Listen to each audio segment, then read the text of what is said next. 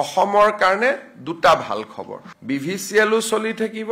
Assam fertiliser and chemical যেটো নতুন company হেতু চলি থাকিব যেটো নতুন কোম্পানী হ'ব এই নতুন কোম্পানীটোৰ নাম হ'ব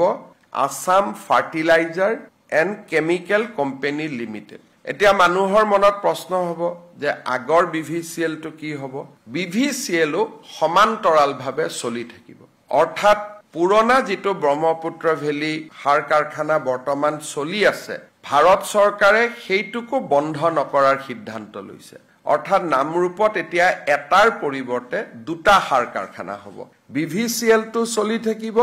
আৰু আসাম ফাৰ্টিলাইজাৰ এণ্ড কেমিকেল যেটো কোম্পানী এইটো চলি থাকিব যেতিয়া নতুন কোম্পানীটো নিৰ্মাণ সম্পূৰ্ণ হ'ব তেতিয়া ভাৰত চৰকাৰে সেই সময়ত সিদ্ধান্ত ল'ব যে দুইটা কোম্পানী মাৰ্জ হ'ব লাগে বা নালাগে অন্তত 5-6 বছৰ BVCLও সমান্তৰালভাৱে চলি থাকিব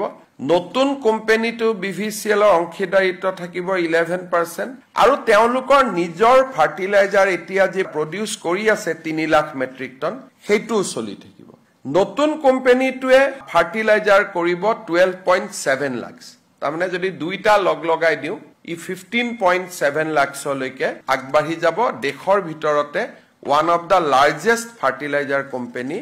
ই হবগৈ এই কোম্পানীটোৰ জেভি এগ্ৰিমেন্ট নতুন কোম্পানী ফৰ্ম কৰা এই গুটেই কামবিলাক বহুত দ্ৰুত গতিত আগবাঢ়ি গৈছে আৰু মই ভাবো যে নতুন কোম্পানীটোৰ কামকাজৰ টেন্ডাৰ আদিও সেপ্টেম্বৰত প্ৰকাশ হ'ব আৰু ডিসেম্বৰৰ ভিতৰত এই নতুন সাৰ কাৰখানাটোৰ আমি কাম আৰম্ভ কৰিব পাৰিম সমান্তৰালভাৱে BVCLও যাতে আৰ্থিক সংকটত নপৰে সময়ে সময়ে ভাৰত চৰকাৰে তাতু পুঁজিৰ যোগান ধৰি থাকিব যাতে পুৰণা কোম্পানীটো বন্ধ হৈ নাযায় নতুন কোম্পানীটো নিৰ্মাণ হয় আৰু 5-6 বছৰ পিছত সিদ্ধান্ত লোৱা হ'ব যে পুৰণা নতুন দুইটা একে হৈ যাব নে দুইটাই সমান্তৰালভাৱে আৰু কিছুদিন চলি থাকিব তাৰ মানে অসমৰ কাৰণে দুটা ভাল খবৰ BVCLও চলি থাকিব